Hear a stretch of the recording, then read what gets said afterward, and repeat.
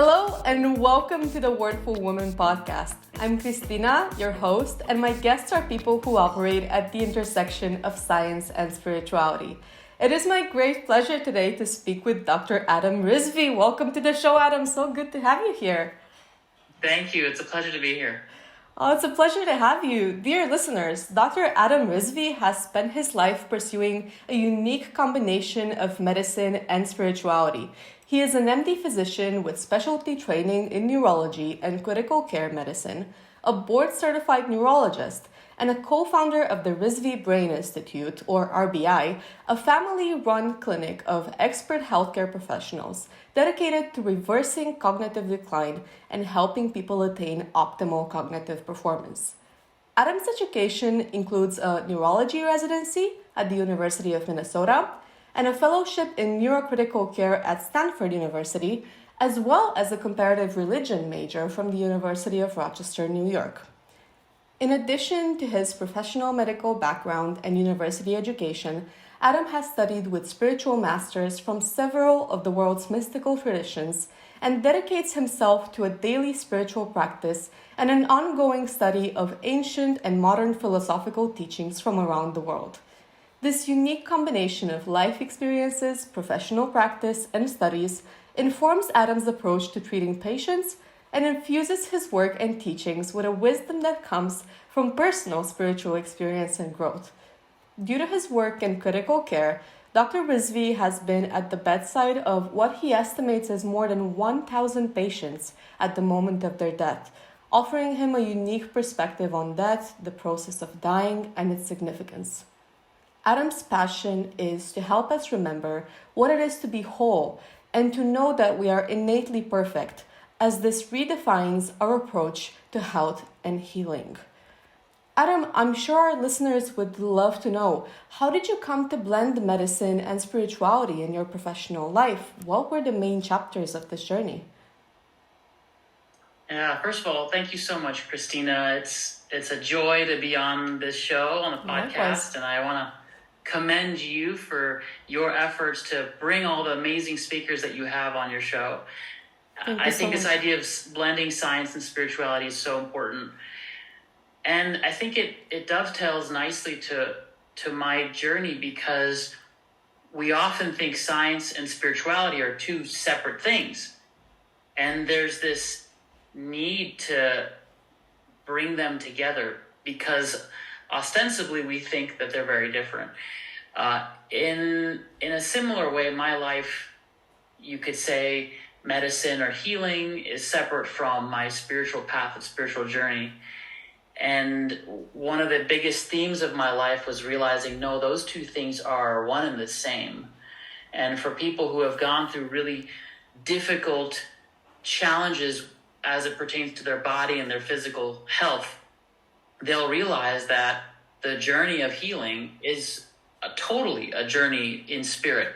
A spiritual journey where they learn more about themselves and about their loved ones. And I'd say between those two things, the spiritual journey for me is what started first.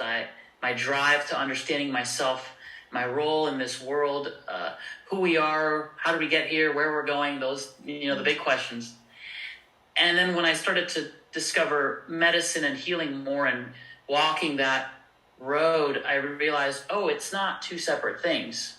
It's really the same journey. I'm walking the same path. It just happens to have a different name depending on the context.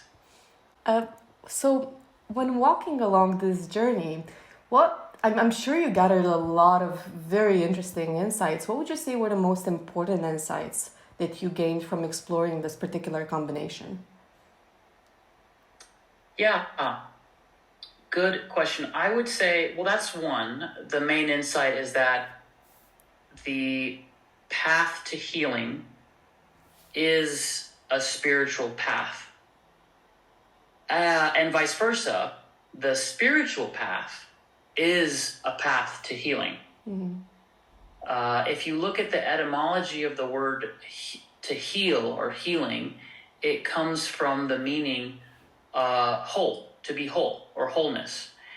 And so in many ways, this idea, the spiritual journey is really a journey towards wholeness. And the healing journey is a journey from the appearance of being broken to the remembrance that, oh, I was never broken. I was whole all along. And then you remember that and you own it. And then you start to live from that space. I would say that's probably the single most biggest insight I've had in my journey, that those two paths are the same. There is something that I would like to ask you here, because, upon listening to you and, looking through your website, I found myself, like going into the heart, I was like, yes, I totally agree. And then going into the mind, I encountered a little bit of resistance, specifically about the concept of, that ultimately, as you say, there is nothing wrong with us. And, like my critical mind kicked in, and then it was wondering, well, how could that be? Because on one level I get it, but then again, we're all imperfect, that is on some level at least true, and some people even end up committing horrible acts during their lives. So how do we reconcile these truths at the end of the day? That's a really good question. Actually, it just occurred to me now that just in your questioning, you can see how quickly this conversation around healing turns metaphysical and turns philosophical even, right? It goes very quickly into that space. So I guess it's a matter of definition about what is perfection. And I actually agree with you. I think this world is beautifully imperfect or perfectly imperfect, right? What matters is how do we relate to that imperfection, quote unquote imperfection, right? If someone looks at their body and maybe there's something asymmetric about your face, for example, you can consider that something unique about yourself and you own it and you love it and that's something special about you. Or you could say, oh, that makes me look ugly. I don't like that. And you'll judge yourself for it and you'll feel guilty or you feel bad and you'll want to change it. Maybe go do plastic surgery or something to try to fix what's wrong with your face, right? I'm giving that kind of example to share. It's not really the thing, it's how you relate to that thing. And another story that I think I'd like to share that illustrates the point is one of my patients. I had a patient several years ago who came into the hospital with metastatic breast cancer. Her name was Alice. She knew she had breast cancer and was working to try to treat it with chemotherapy, but it was too aggressive. She was having some difficulty breathing and came to the hospital. When I scanned her, we realized it had spread everywhere to her lungs, which was causing her difficulty breathing, but also to her abdomen, her pelvis, and to her brain. And I remember we had a series of conversations over the course of maybe 6 to 7 days to share with her, this might be it. No matter what we do, we won't be able to come back from how bad this is. And it was a great moment for us, Alice and I, to really talk about mortality and death and talk about what matters in life and what she cares about. And I remember that she, at the beginning of her time with us, she said she felt broken, that her body had betrayed her. She wanted to live more of life, but she felt like her body was riddled with disease and it was just broken. It wasn't working, and she wanted to fix it, but she knew maybe it was too late to do that. And I wanted to share that with you because in this sense, you can kind of see her mindset is very similar to the mindset of most of us when something goes wrong with our body. And not just our body, it could be our psyche, right? Like people who have psychiatric disorders. Something goes wrong, and it's easy to label that as broken, right? And then the natural consequence is, okay, I need to fix what's broken. And there's someone out there, doctor, medicine, surgery, there's something out there that will fix what's broken in here. And we're putting our control out in the world so that that thing that we decide is going to be the thing that fixes us. Whereas Alice, over the course of a couple of days, she slowly started to realize, yeah, this is it. I'm going to be passing on now. And she came to terms with that and recognized that there were many things she was grateful for in life. And I remember the day before she passed away, we were sitting, and I shared with her, I said, Alice, you know there's nothing wrong with you, right? You're not broken. You're not broken, and there's nothing that needs to be fixed. And if you were with me in that moment, you could see the truth in that statement. Because Alice looked at me, she nodded her head. She had a mask on to help her breathe, but she nodded her head. And there was a look in her face where you could tell she got it. That even though her body had cancer and was riddled with these lesions, she knew that who she was, like the person of Alice, was strong and courageous and beautiful and filled with light and filled with love. And on that level, there's nothing wrong with her. And she didn't need to be fixed. And that to me is a powerful realization. And that to me is what real healing is when we start to go to that place of who we really are and own and recognize, oh, there's actually nothing wrong with me on a deep, deep level.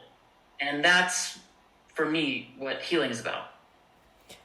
Thank you so much for sharing that story. And as you were sharing, it made me realize that what you told Alice, like in her last moments, there's nothing wrong with you, and she understood, you can't make sense of that if you see yourself as just the body. And that is in fact what, like, most people, like at least in Western society, believe, that we are just this body, and when the body dies, we die. And that's it. And that seems to be the dominant paradigm in medicine as well. So what has been your personal experience with this in your practice or your education? Yeah, that's a big question. I feel like if one believes that all they are is the body, there are several consequences to that train of thought. One of the consequences is when the body breaks down, or there's something wrong with the body, that means there's something wrong with me. When the body needs to be fixed, that means I need to be fixed.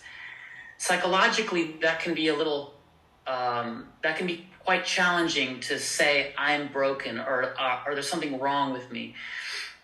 People who are born with congenital defects, people who are born with essentially deficits with their physical body, they truly believe that it reflects on who they are as a person instead of distinguishing that. And you can see people who actually do struggle with that. It causes a lot of psychological harm and challenge. When people get made fun of based on their looks, they're being judged on their body, and yet they internalize it and they think that it reflects on who they are. You start to see all the ways in society where identification with the body ends up becoming a pain, a struggle, a challenge. The whole anti-aging movement, the use of cosmetics and Botox. I mean, there's nothing wrong with people who choose to do that. But if it comes from a place of fear, like my body is aging, therefore I'm changing in a negative way and I need to stop it from happening, there's a tremendous fear in that. And then the deepest consequence to that belief that I am the body comes in the primordial fear of death. We are unwilling to face our own mortality because it means that I will cease to exist. And that's absolutely terrifying. So I think if we're able to transition as a culture out of that belief and acknowledge that there may be more to who we are than the physical, I think there are some really powerful benefits to making that transition collectively. What would you say for you was the key moment or the key moments or insights, ideas that made you more convinced that we are more than our bodies and there's potentially more after death, rather than the dominant paradigm of this is it, we are our bodies and there is essentially nothing of our identity that survives that? Yeah, it's interesting. I would say, well, first, I would probably question the statement that the dominant paradigm is that all we are is the body. If you take the entire world population, I would say I actually don't know for sure, but I would hazard a guess that the majority believe there's some form of afterlife.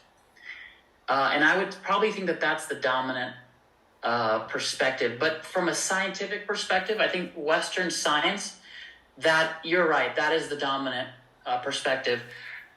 For me, I was raised in a Muslim household and a Catholic household. My mother came from a Catholic tradition, my father came from a Muslim tradition. So the religious background that I was raised in told me there's something after you die. But that's just a belief system. It doesn't actually mean it's true. For me, one of the most powerful sources of empiric evidence is one's own experience. And I know as a scientist, that may be a bit of a contrarian perspective, but I know many well-respected scientists that will say you need to take your own experience into consideration. I had several experiences in my early teenage years of essentially having an out-of-body experience where I would wake up, if you will, or come to the realization that I was floating above my physical body. And those experiences left me with zero doubt that there is an aspect to my mind, to my consciousness, that is independent of my physical body. And I could go more in depth into some of those experiences, but those initial experiences were what sealed the deal for me. I'd love to go more into your experiences. And before that, let's hone in on this idea of, so first of all, thank you for pointing out that the worldwide dominant paradigm may not actually be that materialistic one of we are just the body. Indeed, I was referring to Western science dominant paradigm. I should have made that more clear. So thank you for that. I find it very intriguing what you say about the idea of direct experience, and the direct experience being ultimately what pushed you more into this way of seeing the world. Because I think we do have this misconception of the scientific view being that of looking outside for evidence, not so much to your internal experience. But for one, I feel that's changing. And I always like to think that, when you think about the scientific method, which is how we acquire scientific knowledge, it starts with an observation. So why not an observation of your own experience? Yeah. So I'm so happy you brought this up. To the choir. I absolutely agree. So yeah, thank you so much for bringing that up, because I think you saying this also gives a lot of people permission to pay more attention to their own experiences and maybe to trust their experiences more. And here, the critical mind again kicks in and says, well, to what extent can we trust our experiences? To what extent can we trust our own perceptions? Because it is true, our perception is limited in many ways. So I feel part of this journey of discovery is also balancing that. Do you have any ideas around this? I'm not quite sure how to approach it, to be honest. That's a good question. We do know that there are elements to our perception that are heavily influenced by external factors. We all have certain cognitive biases that play and will shape one's own experience. If someone had a negative association to, let's say, the smell of smoke, right? They'll smell that, and it will create a felt subjective experience of maybe fear and apprehension and worry. But if, let's say, someone grew up where they would spend summers by a campfire with their family and their loved ones, and so the smell of smoke for them gives them a feeling of like joy and peace and family, you can see how the exact same external stimuli will cause two very different subjective experiences. I think as long as we understand that, it's okay. But to completely ignore and deny one's subjective experience also is not healthy. The entire realm of psychology, psychotherapy, one's ability to navigate life, doing what you like versus doing what you don't like, working in a job that you're passionate about versus not, all of this requires one to have a certain degree of self-awareness, where you enjoy being in a certain place, or you're aware of how your thoughts and your emotions work, right? Mm-hmm. I would actually say we have a deficit in self-awareness in our society. I think our society could do really well to develop a certain level of introspection and acceptance of the things that arise internally. I fully agree. And to our listeners, if you want to learn more about a scientific approach to introspection, the Galileo Commission report is a wonderful resource on this. It actually proposes a potential way of systematically exploring our direct experiences. I was so fascinated with that and how it promoted this idea of introspection as a research method. I want to take this opportunity to come back to the idea of wholeness, because we talk about perceptions. But I also feel many times we limit what counts as a valid perception. So we think, of the sense of seeing, smelling, touching, whatnot. But if we come back to the idea that you put forward, that we are more than our bodies, there's more to us. Well, perhaps there's more to the things we perceive, and we might perceive things, as I was saying, it made sense on a, I don't even have the words for it, but perhaps somewhat cliche on a heart level, but not on a mind level. It might be worth looking more into that. Like, in your experience, how could that even look like? How could we integrate that into our lives? Yeah, this is excellent. It's so good that you're mentioning that. I feel like there's a couple layers I want to address first. There may be listeners who come from that Western scientific dominant model, and I'm just going to state outright this idea of consciousness, the hard problem of consciousness, the hard problem of science in many ways, is the question boils down to this. Is consciousness an epiphenomenon of the firings of neurons in your brain? Meaning, is it a product of it? Or does consciousness exist a priori to? Meaning, does it exist independent and before the physical structure of the brain? For the listeners who are hard materialist scientists, I will just tell you right now, I'm of the camp that consciousness exists independent of the physical brain. There's, I think, a significant body of evidence to support that. And I would point listeners to a book called The End to Upside Down Thinking by Mark Ober. And also, as it pertains to death, Leslie Kean, or I think Leslie Kane, I forget how to pronounce her last name, has a book called Surviving Death. I would recommend those two because those two do a good job at compiling some of the best scientific evidence, and I truly mean scientific evidence, analyzed by statisticians and are highly validated. Best evidence to support the fact that consciousness does in fact exist independent of the body. Now, with that as the premise, I will add to what you said. If consciousness exists independent of the body, there has to be a means of perceiving things, right? There has to be a way to receive information and then communicate that information to other forms of consciousness. And I think that is a realm that needs to be explored more.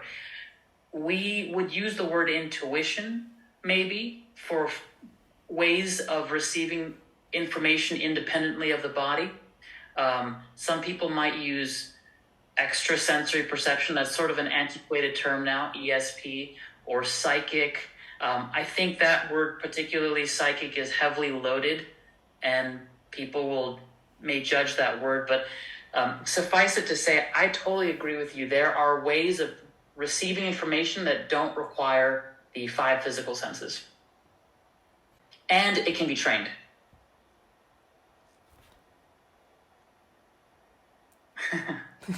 Lots to think about. Yeah.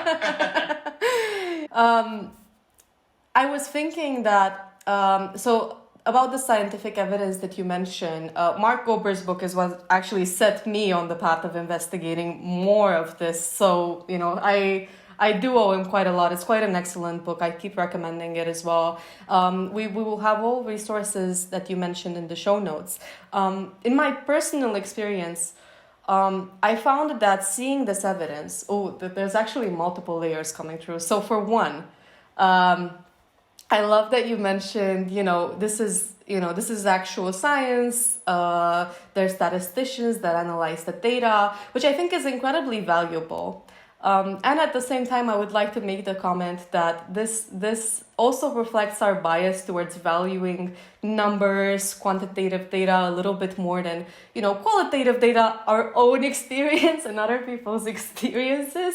I see you nodding. Do you want to share more on that? You're so right. And that's just an example of how, even for those who do value the subjective experience, we do have this bias towards objectifying and measuring. And some of the most powerful things, some of the most relevant things in life can't be measured and cannot be objectively seen. Take the feeling of love, right? The feeling of care and compassion, kindness, right? These are values intrinsic to being a human that are hard to objectify. And the only thing that really matters when it comes down to it is whether it's felt, right? Especially for those things that I mentioned. So I am nodding in the sense that, yes, there were statisticians, but that does not invalidate all the case stories in that book of people who had powerful subjective experiences. Also, take, for example, people who have near-death experiences. You can't measure what they experienced, but you can see the effects of their experience. Mm-hmm. Personalities change, healing occurs, they become, for the most part, more open and grateful and kind as a human being. And I would say that's plenty of evidence to show that there was a powerful experience there. I love that you mentioned near-death experiences because to my knowledge, people usually come out of that better, more loving, more committed to being kind. And I think it might dovetail with this idea of that you put forward of disease being a manifestation of the way we hide our wholeness, the wholeness of spirit. It seems that we tend to go towards that loving space after an experience that shakes our world to that extent, and these are quite an extreme case. But is this more or less what you think might happen in the case of disease as well? What are your thoughts there? Yeah. I think this idea of how do we define disease is important. It's easy to say disease is something to do with the body not working, right? Going back to that. But I also think it has to do with belief systems, emotions, and thoughts. People will often experience something in their physical body and want that addressed and not realize that their train of thoughts, their emotions, and their beliefs may have contributed to that. or if not contributed to, that there might be a very strong correlation with their inner experience and what's happening to their physical body. In my experience, the disease offers the person an opportunity to recognize what's happening on an inner level, that they might believe that they're unworthy. Let's say someone who has something with a skin condition, maybe a wart on their face or something disfiguring. That's a relatively easy thing to see, in that it's how you show yourself to the world. It's how the world sees you. It's how you relate to all those around you. And people make judgments based on how your physical appearance looks. And so there is often a belief system or a fear associated with a disfigurement of the face or something wrong with your appearance. People are not going to like me, or people are going to think I'm ugly, or how can I go out in public? And I find that there's great symbolism in the way that a disease will manifest. Louise Hay did a great job. I think she started the work. I don't think she has a comprehensive view of it, but she started the work in recognizing that there is, in fact, symbolism to how diseases manifest. Another example, I'll share with you a personal example, actually. Back in residency, I had a gentleman come into the emergency room who had a sudden stroke. The right side of his body stopped working, completely paralyzed. I started talking to him. We scanned his brain, first of all, and we found that there was no bleed that caused the stroke, and there was no clot. So now we're like, well, why is he paralyzed? And why did it happen so suddenly? And I remember the next day in the hospital, I started talking to him, and I told him, okay, tell me everything about what happened and how it happened. He said he was at home having a conversation with his wife. He suspected that she might have been cheating on him because he was seeing things in the house that didn't belong there. And he confronted her. She got quite upset and, in fact, confirmed that she was cheating on him. And in that moment, he felt such rage that he raised his right arm to punch her. But he was raised in a household that said never hit women. And so he never did in his whole life. But in that moment, he felt like he was about to. And right as he was about to strike her is when his stroke happened. And then his whole right side became paralyzed. And they both recognized, this might be a stroke, and she drove him to the emergency room. When I heard that, I saw, okay, there's no coincidence here. At the moment that he was about to break that belief system of his and hurt his wife, he caused this weakness to occur. I asked him if he'd be open to speak to a psychologist that we have in the hospital and work through some of the anger that came up around this circumstance. And he said yes. The psychologist worked with him not 3 days, and his weakness completely resolved. Huh. Nothing happened in his lab work or his brain or anything that we could measure in our tests, and yet this weakness resolved. And it truly was paralysis.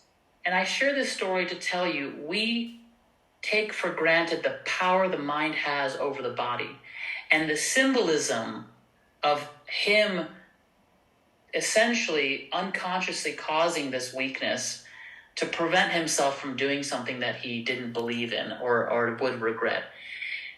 What that did, and this goes back to your question, sorry for the roundabout story, it gave him the opportunity, that disease of the paralysis, of the stroke, gave him the opportunity to recognize the deep-seated beliefs and fears that he had of losing his wife, of feeling inadequate as a husband, and of potentially breaking this belief of not hitting women, that men who hit women are evil and bad.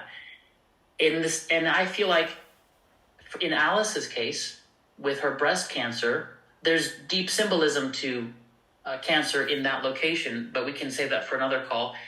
Alice recognized through the course of this disease that she wasn't broken, that there was nothing wrong with her as an individual. And I even think that over the course of her disease, she chose to identify with a deeper part of who she was rather than the body.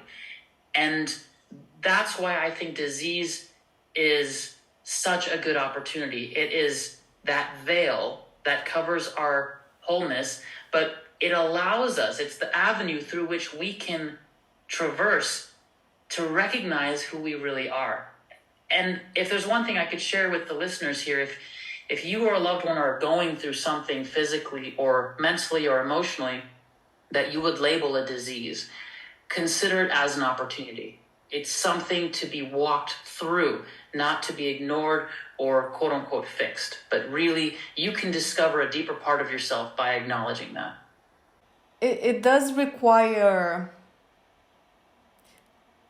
I have multiple things landing now. So what you're saying is very reminiscent, and perhaps you want to elaborate on that because you know the world traditions better than I do. But it sounds very reminiscent of shamanism and this idea of you are in relationship with everything, so why not your disease as well?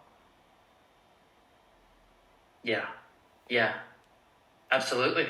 Yeah. Absolutely. I think there is lost wisdom in the Native American traditions, lost to some, not all, where we relate to the world as very deeply involved with our own lives. I remember I used to spend some time when I was much younger with the Lakota, and they would often, I remember one of the Lakota elders,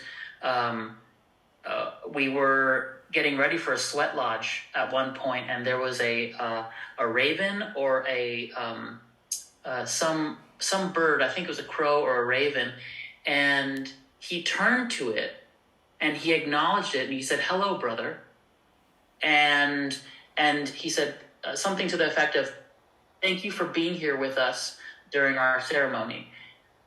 That was the first time that I saw someone actively engage with an animal intelligence, acknowledge it, respect it, honor it as being a part of this play that's happening, that our life experience. And I've found myself starting to do that more and more in the coming years.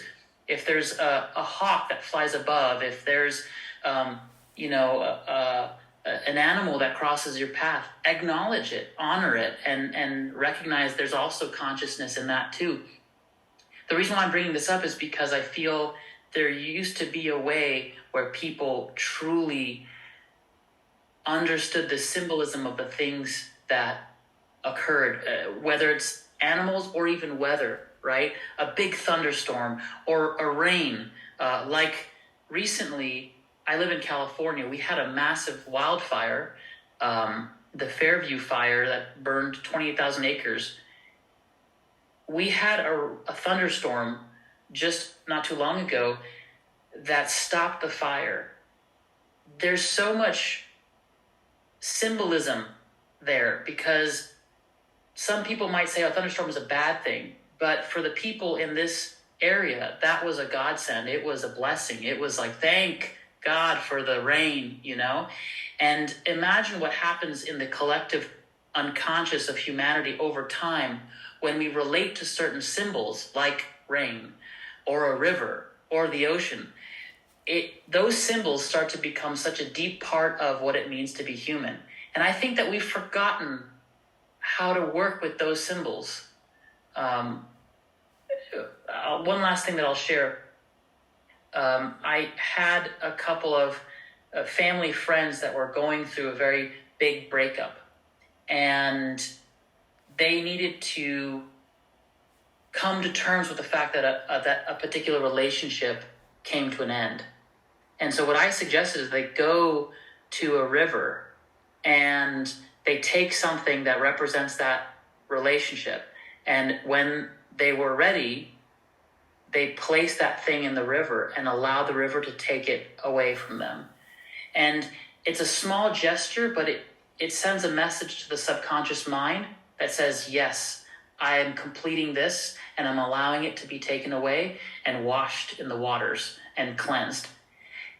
I feel like using nature in this symbolic way is a powerful means to work with one's own psyche. And that's a technique, it's a tool, it's a style of living that has been lost throughout the years. And I'm hoping to bring it back in how I help patients relate to their own body in the same way.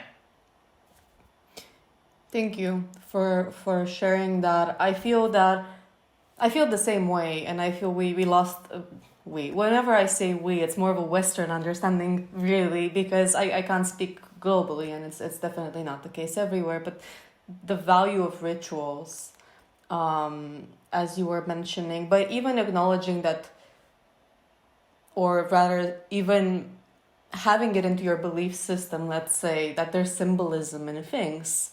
I feel that necessarily entails, adopting a belief system where consciousness is a little bit more than the body in the first place. Like we were just talking about. And I'd like to take this chance to shift gears a little bit, because we talk a lot about consciousness being more than the body, according to the evidence that we have seen individually, or things we might have experienced. And you have this experience, this profound experience of being at the bedside of so many people. You estimate 1,000 at the moment that of their death, and whether we like it or not, we're all going to be there one day. So I think this is a very valuable topic to discuss and pick your brain on, or your consciousness rather. What are the biggest insights that you've gained from these experiences? The most practical insight I'll offer, and then we can dive into some of the more esoteric, quote unquote, esoteric ones, is have a conversation with your loved one about your death. And specifically, if you're getting on in years, if you're above the age of 50 or 60, make sure your loved ones know what your preferences are. If your heart stops, do you want to have electric shocks and chest compressions? Do you want to be resuscitated?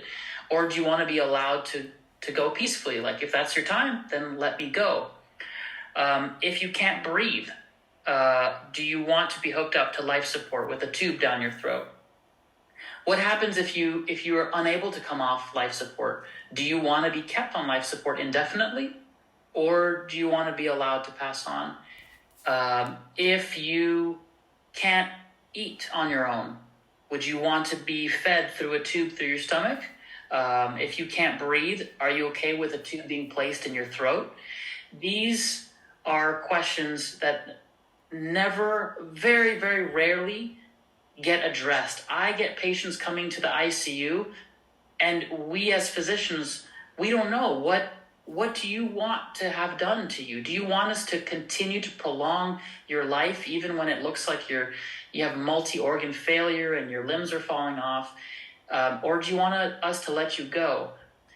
In my experience, Western society has divorced itself from the conversation around mortality. We are afraid to have that conversation. And what ends up happening is the families come unprepared. Patients come unprepared. They don't know what they want. And for everyone to know, in Western medicine and most medicine, the default is keep the body alive as long as possible. In my personal experience, that's not always the most humane thing to do, or the most kind thing to do. And so if there's one thing I could ask is, please be willing to have that conversation, know what your preferences are. If you're unwilling to have that conversation, ask yourself, why? What am I afraid of? And if it's truly, I'm afraid of facing my own mortality, I'm afraid of facing the fact that I might not be here, or that my mom or father, husband, wife, brother, sister might die, and I can't handle that, that is worth facing now rather than being caught off guard and then being forced to face it later on. Thank you. I think it also really speaks to our deep need for control, and that is one of those things where I think we just, we don't perceive any control, but perhaps these preparations might help us restore a little bit of that. You were mentioning more esoteric insights as well. What would those be? Yeah. Well, this is predicated on the idea that consciousness does, in fact, survive the physical body's death. And I assume that people who have made it this far into the interview probably agree with that. And if they don't, then that I'm glad that you've made it this far. If we acknowledge that consciousness continues, then the question is, how can we best prepare for the transition?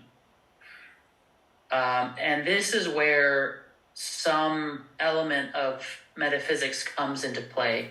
In all the various spiritual and mystical traditions that I've come across, there's a theme that I've always seen, which is that when the body's not there anymore, one's subjective experience of reality is projected from within. And I'll break that down a little bit. If we have a fear, if we believe that we are guilty and we're going to go to hell, and that's just what's going to happen, then it could be that in the moment of death, we believe in that so strongly that we end up having an experience of being in a hellish place. Even though we're not actually there, our own minds generate a world, an experience. It's a projection, if you will, like onto a screen. And we basically live inside a self-imposed prison where we punish ourselves. And you don't have to have the body to die to have that.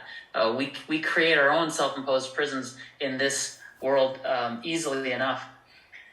The other side to that is that we believe that we will be met by our loved ones and our grandparents, and we're going to heaven, and it'll be a beautiful place, and we will feel happy and joyful. Then we will have an experience very similar to that. And this is why I think having this conversation of what can be objectively measured, what's true, what's not, in the world of consciousness is a little bit harder to have, because the question is what is real comes up. But one thing is for sure, the power of the mind to create its own experience is tremendous. And to prepare for one's own death, I would say start to go within on a daily basis. Develop a meditation routine, or I have some clients that don't like the word meditation, so I say find quiet time in the day where you can just close your eyes and go inside. If we go inside often enough, we will realize there are fears, resentments, guilt, anxiety, in addition to the beautiful things like joy and compassion and love. I would say face those things that cause pain. If there's someone that you haven't forgiven, forgive them. Or allow yourself to get to a place where you're more willing to do that. If there's something that you resented in the past, or a regret, come to a place of acceptance. Because one of the most painful things I see in people who are dying, and I've seen plenty of people who tell me they regret such and such, and I try to work with them to heal that regret. Ultimately, they have to do it themselves, but it's a little sad and unfortunate when they do pass away and they just hold on to that regret and they don't allow themselves to release that burden. So I would say don't wait till you're faced with your imminent death to start to do that kind of healing. I've heard you recommend this before, and also add that it's good to start this sort of practice as early as possible. And I was wondering, might there be a thing as too early, perhaps? Did you have experiences where you supported children through that, either the death of people in their life or perhaps even their own?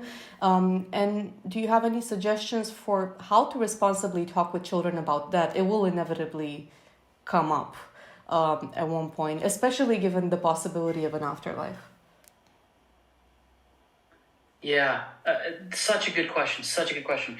This has come up often with parents, let's say, who die, especially during the COVID pandemic. We had a lot of patients who were kind of young, as the world would judge them, let's say in their 40s or 50s, who passed away or were about to, and they had children that were young, anywhere from 3-4 years old to 12, 13, even 18, right before adulthood.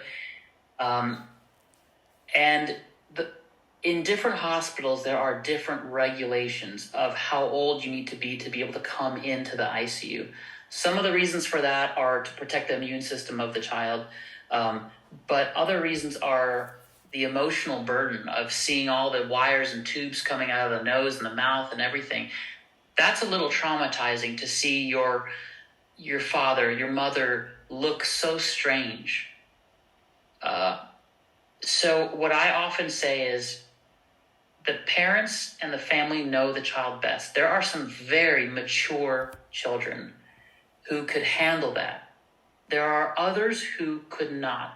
And I often have a conversation first with the family. Do you think this child could handle seeing their dad or their mom in this way? For those who have the maturity to be able to handle that, there is great healing that can happen in being able to say goodbye, and not having a regret or resentment when the child grows up saying, you didn't let me say goodbye to mom or dad, right? And so if it's possible to, I always do try to bring them in so that they can have that closure.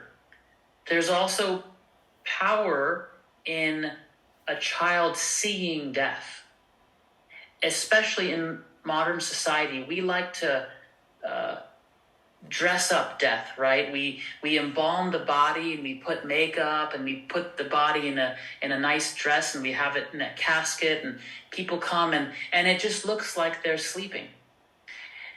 I think there's power in seeing what an actual dead body looks like. The rigidity of the body, the how it looks so pale and gray, how eyes look sunken. When we see those images of death, it hits us on a visceral level, and it makes us realize, oh my gosh, I'm not immortal. I don't keep living forever and ever. That yes, there's an end to this life, and it's important to acknowledge that because it's what makes us human. And so for a teenager to have that experience, I think is part of maturing. It's part of growing up, and it's very important. Thank you. I think that's really important for listeners who have children or come in contact with children to hear, because I feel we often get really uncomfortable when the topic of death comes up around children, and we don't know how to approach it. I liked what you mentioned about the idea of realizing, of having that visceral feeling that I am not immortal. It made me think, assuming we do survive that, do we survive that as we conceptualize of ourselves in this life? Is it just a part of ourselves? Is it something that we can't even conceive about our identity? What are your thoughts there? Any insights from spiritual traditions, from science, from either camp? It's fun. That's really funny that I said I am not immortal, because in a spiritual sense, you could say I am immortal, right? Consciousness continues and never ends. It just changes form, right? It changes ways of expression, but consciousness just is. There's no end to it, if you will. So in a certain sense, yes, we are all immortal, but the body is what is not. immortal. The body will end. And when we identify with the body, that's where the challenge occurs. I would say, going back to children too a little bit, but answering your question, having the conversation of, well, what happens after death? What do we do? Who are we after death? Everyone has different belief systems. There's heaven and hell. There's purgatory. There's the idea of reincarnation, transmigration. There are different ways to conceptualize the afterlife. But I think one thing is for sure, according to the literature and in my opinion, that there is in fact some afterlife. When the body dies, there's a continuation. And for me, the fascinating thing is, okay, if who I really am is this awareness, then to me, studying subjective experience, studying what it means to be aware and consciousness itself should be one of the most interesting fields of science. Assuming we acknowledge that the body will die, to me, consciousness is where it's at. That's the frontier that we should be exploring. Awareness and the mind, that which continues beyond the death of the physical body. And there are many people, many scientists who are rediscovering the wisdom of the spiritual traditions of the past, because there are many spiritual traditions who have deeply studied consciousness and the mind. And I'm just going to put this out there to those who happen to be scientists. We don't need to reinvent the wheel. Let's just go back to those spiritual traditions, maybe take apart the cultural trappings and the religious dogma, just take all that out and get to the core of what were they noticing with the mind, and see if we can start to put that in modern day terms. Oh, I fully agree. The way I think about it, I completely agree. Scientists don't need to reinvent the wheel where it might not be needed. And also, the scientific approach is valuable, like you say, because it provides a way of discerning dogma from what might actually be, close to truth, to the ultimate truth, whatever that might be. Let's come back to something you were mentioning earlier in this interview, because I think it connects nicely with this idea of what if we don't identify with the body, what do we identify with? And that is your out-of-body experiences and your experiences that you had in your life. For our listeners, a quick reminder, Adam mentioned it as well, but out-of-body experiences, or OBEs, are basically the sense of having separated from the body and viewing it from the outside. This is the definition I got from the Psi Encyclopedia created by the Society for Psychical Research. So very worth checking out as a side note. Adam, tell us about your OBE experiences. Yeah, like I said, this is a personal experience and was one of the main reasons that I became fully convinced that we're not just the body. And it shifted how I related to my patients. When you recognize that the person in front of you, the patient in front of you, is not the body, then you're able to overlook the appearance of disease. And I'll make a quick side note. When we round, which is to say in the mornings we go and see all of our patients in the hospital, and we talk about our patients to other providers, at least how I was trained in the medical field, there's a strong tendency to treat a patient as the disease. So that's the systolic heart failure in room 23, or that's the patient with prostate cancer in room 24, whatever.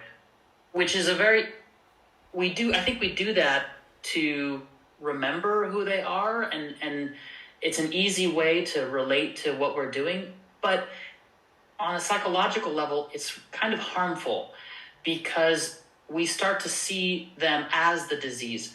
But if we can see them as that perfect, whole, essence that they are underneath the disease, it gives room and space for the disease to be healed and maintain our relationship, right? If you are the disease, then I'm always going to relate to you that way. And so on a deep level, psychologically, I don't allow space for you to become someone other than your disease. And so it perpetuates that dynamic.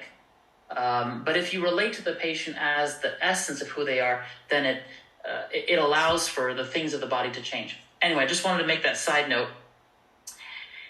When I was in college at the University of Rochester in my freshman year, I had a very interesting, spontaneous experience. I was in my dorm room and I was falling asleep. And I started to feel that my body was buzzing. And sometimes if you stay awake long enough, like your mind stays awake, but the body is so tired it will fall asleep, you'll realize the body gets paralyzed. That's called sleep paralysis or REM paralysis. And it'll feel like you're trapped in your body. Some people may have had that experience of sleep paralysis, but I found that I was in that state where my body was so tired, it already started to go into a REM sleep and it was paralyzed. And I felt like it was buzzing.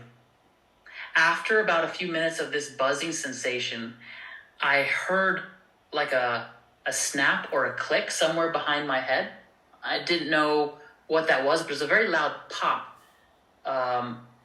And shortly before that pop, that buzzing had gotten so loud that it sounded like there was pots and pans and a lot of noise around me. And I wasn't sure if it was my roommate who came in or something else. But then after that pop, everything got silent. And I had this desire to get up and see whether someone had entered the dorm room. And so I leaned forward. And as I'm leaning forward, there's this big, like a white wall right in front of me. And I felt, that's kind of strange. I felt like I had gotten up and maybe met the side wall of my bed. And so I was like, all right, let me just turn around. So I go out to push the wall aside and turn my body like this. And I realized what I thought was the wall was actually the ceiling. And I was floating above the ceiling, and I turned around, and down below me, maybe 6 or 7 feet, was my body in the position that it was in as I was falling asleep, with the covers pulled up over it and the pillow and the window behind. And I was so struck by how odd this was. I thought, what is happening? Is that me? And it was so disorienting because it felt like I was floating on the ceiling and watching myself. And I didn't have a moment to process that before I felt like I was falling and kind of fell into my body. And then I woke up and I opened my eyes and I was in the exact position that I had just seen myself in the covers. And I thought, what on earth just happened? What was that? And I had heard about, afterlife stuff and the soul leaves the body just from my religious upbringing at home. But I never actually had an experience that would validate it. And that was the beginning of a ton of research on out-of-body experiences and what happened. And I remember reading several books on the subject matter. One of them was by Robert Bruce, which really helped me. But what I found out was many people actually had those same stages: a vibration stage, a buzzing, loud noises, and then a sort of a click or a pop in the area around their head, and then floating or coming out of their body. That was my very first experience. And after that, I realized I could actually control the stages with enough training, and I could come out of my body, if you will, at will. And at first it was just around my dorm room. And then I realized I could go further and explore more. And I definitely did. And we can talk more about that maybe later on. But it was fascinating and a totally exciting journey. And it's hard to talk to someone who doesn't believe that they are more than their body when you've had that experience and you know without doubt that there is something, in fact, beyond the physical. Adam, I think we need a part two. We definitely need a part two.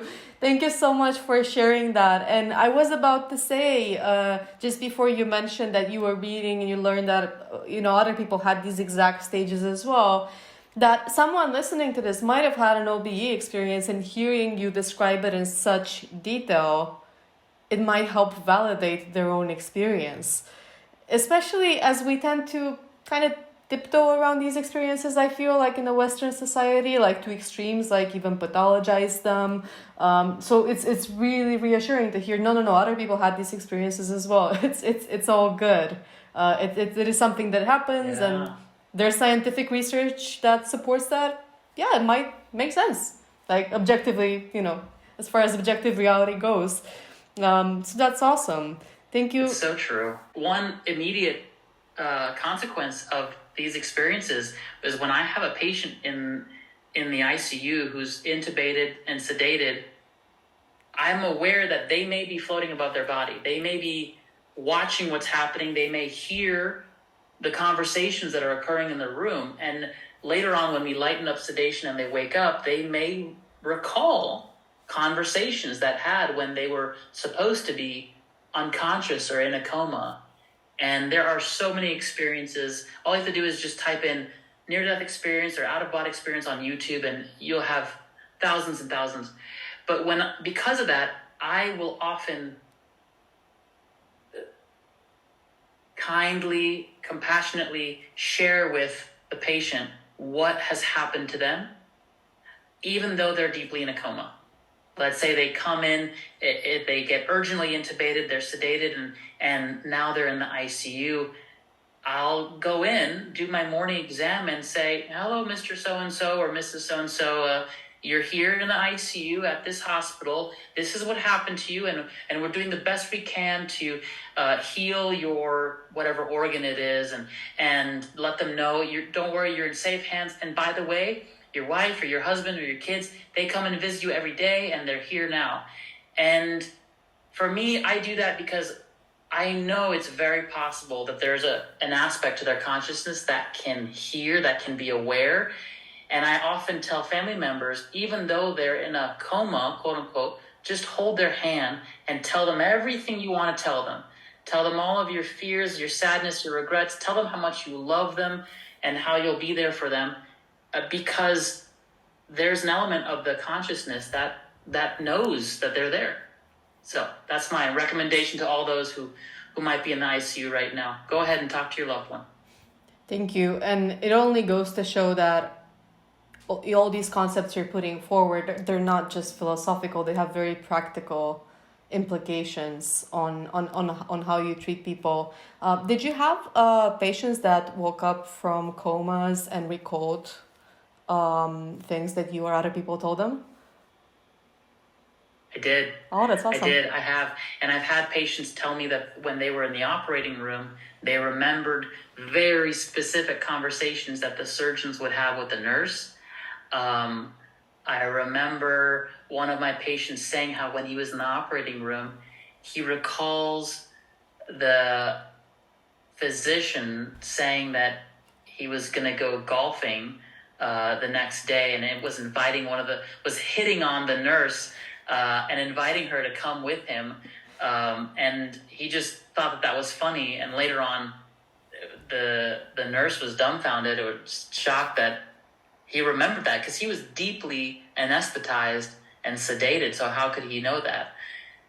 There's so many stories like that occur. And we tend to, I think in medicine, we tend to brush it off saying, well, I don't know, maybe he heard it from someone else, or we try to find a rationalization that fits our worldview. But I've seen too much of that to dismiss it. I absolutely resonate with that. To me, dismissing so many cases, and we're gonna drop some resources in the description box for people who want to read about more cases like this. But to me, dismissing it sounds like, making the data kind of fit into a theory that you already have about reality, which is the exact opposite way you should go about it scientifically, right? Because you're supposed to adjust the theory based on the data that comes in and allow it to evolve. So that's awesome. Thank you, Adam, for giving us such concrete and profound examples of how this plays out in the medical field. The next thing I want to ask you, I'm very curious, and I'm sure our listeners are very curious as well. For someone with such deep education and practice on spiritual traditions and spirituality, how would you personally describe your spiritual beliefs, and what is God to you? That is a very, it's a big question. Well, I would say it's been a journey for me. It's been a very long journey, especially the spiritual journey. It's gone from a place of being less and initially about religion, and now it's becoming less and less about religion in the dogmatic sense, and more about spirituality, which for me is, I have a teacher who once told me that his definition of spirituality is not what happens in life, but the way we respond to what happens.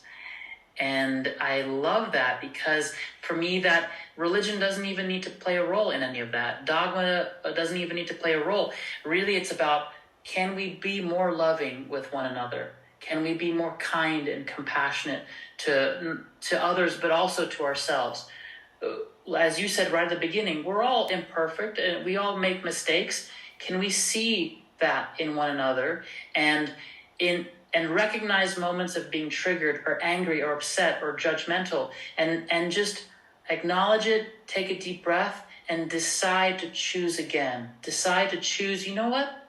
Today, I'm not going to respond with anger and with judgment. Today, I'm going to recognize that maybe that person is having a bad day as well. And maybe they were raised to believe something that was maladaptive or unhelpful. Maybe there are traumatic experiences that person had that makes them behave the way they do. Instead, I'm going to choose to respond with kindness and love. So I would say my spirituality is a spirituality of love. It's how I respond to the world and to life. I'll also say this, again, might be a much longer conversation, but for those who are interested, the term non-dualism for me comes up, and it's the idea of recognizing the world that we're in appears to be filled with things that are separate from itself, separate from one another. Christina, you're out there, separate from me, and I'm here, and we're separate from other human beings around us. There's a lot of built-in duality in this experience of life.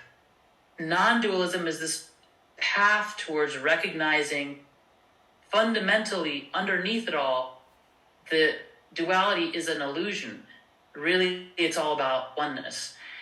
And the journey towards that recognition is, for me, a spiritual journey. Oh, and your question about God. It's a big one. God is a very loaded term, and I tend not to use it with most people.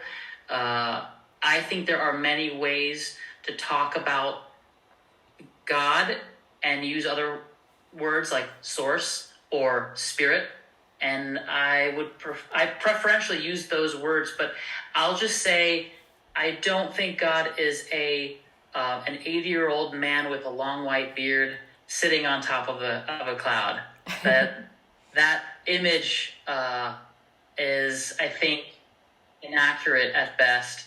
I would say, if I had to define God, I would say God is the essence of all reality. It is the substrate, the fabric of existence itself. And so I feel like to personalize it or to anthropomorphize it. It's not really an accurate portrayal of the profundity of that word. And I'll leave it there. Adam, something that I'm always wondering when science, or something solidly grounded in science such as medicine and spirituality are blended, do they ever come into conflict in your experience? Does your expertise in medicine and your expertise in spirituality ever come in conflict, or lead you in different places?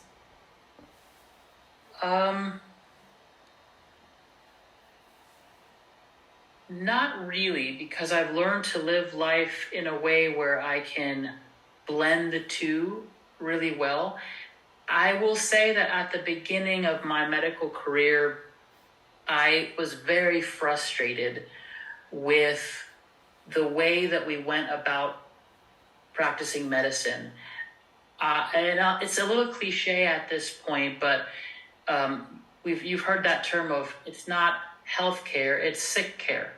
I think there's a little bit of truth to that, which is to say, modern medicine will often wait to the end stage of a disease before it will intervene. And when it does intervene, it's usually surgery or some form of pharmaceutical.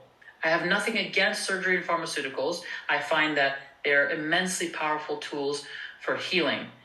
But why do we wait to the very, very end? Why aren't we having conversations around how to live a healthy life? Why isn't the vast majority of medical education more about nutrition and lifestyle and diet, right? Food is medicine. There's something so powerful in just learning to first live healthily instead of studying the end stages of pathological processes in the body. Of course, that's important, but if all of medicine is about that, then it misses what it means to thrive in this body. And in my experience, there's been more and more of a shift recently with integrative medicine, functional medicine, naturopathic medicine, different branches that essentially reflect a desire, a collective desire to explore what does it mean to live more healthily. At the beginning of my medical career, that was the biggest conflict between my spirituality and my practice of medicine, was this inability to acknowledge living a healthy life and bringing in spirituality. Why aren't we talking to people about their beliefs and their fears and how that might be contributing to what's happening to their body? I feel like you've already answered this next question, but I want to see if there's anything else that you might want to share on this. So if we imagine ourselves, like, it's been 50 years from today, right? So in 50 years from now, how do you hope that healthcare will look like? You mentioned a couple of things, such as more focus on lifestyle and nutrition. Is there something else there that you would like to see changed? Lovely question. Really lovely question. And a lot can happen in 50 years. I would say more than lifestyle and nutrition, because that's already starting to happen.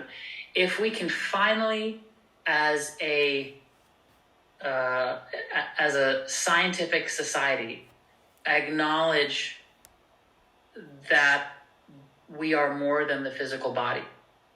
If we can acknowledge consciousness as a priori or independent of the physical, and truly put effort into studying it and learning what is the interplay between the physical and consciousness. How do they relate to each other? How do they influence each other? There's so much we don't know about the mechanics, for lack of a better word, of this relationship between consciousness and physicality. I think there's so much to be explored there. In my experience, disease, quote unquote, starts at the level of the mind. It starts at that level of consciousness and then begins to express itself through emotions and thoughts, and then eventually through the physical body. A society that is truly geared towards health and healing will not only focus on the body, it will start to put a lot of focus at the level of the mind and consciousness and work there first. That would be my biggest wish for the direction of medicine. That's awesome. And well, we have this eye to the future.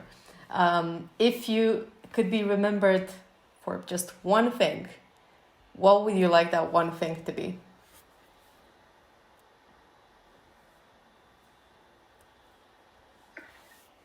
The one thing would be for people to truly know that there's nothing wrong with them. For people to truly feel it, to feel that they are loved, to feel that they're cared for, and to feel that at the core of their being, they are completely whole. And that everything that they see in their life that they might label as broken, everything that they see at the level of their relationships, and everything that they see at the level of their body that they would say is broken. Just remember, that's all surface level. At the deepest level of who you are, you're whole. You don't need anything outside of you to fix you. You're already there. That would be my biggest message. That's wonderful. And lastly, Adam, for people who want to learn more about you and about your work, where can they find you? Online. That's so nice. And physically. Yeah, thank you. I think it's really nice of you to give me that opportunity. You can check out my clinic at rbiclinic.com. That's our family institute. My mother, my sister, and I, we take all of these principles that I've been talking about, and we help people with neurological conditions get better. You can learn more about my personal life and my message at adamrizvi.com. That's my personal website. And if you're ever in the San Diego area in California, let me know, drop me a message. I'm always up for coffee and lunch. That's awesome. Adam, this has been such a lovely conversation, and I sincerely hope we're going to get a part 2 to this if you would like to come on the show again, but no pressure. Thank you so much. This was lovely. Are there any last thoughts that you would like to share before we hop off? Just to say thank you for the work that you're doing. I feel like your podcast, your YouTube videos, you're a pioneer in everything that we've been talking about. You're helping to bring about a renaissance, an awakening in our society to these topics. So thank you. I'm very grateful. Keep it up. Thank you so much, Adam. That is so kind of you, and thank you so much for your work. It is incredibly valuable. And to our listeners, Adam has a lot of podcasts that he's been featured on, so it's a great honor to have him here, and also go and listen to him everywhere. With that being said, this was Dr. Adam Rizvi. Adam, thank you so much. It was an absolute pleasure. You're welcome.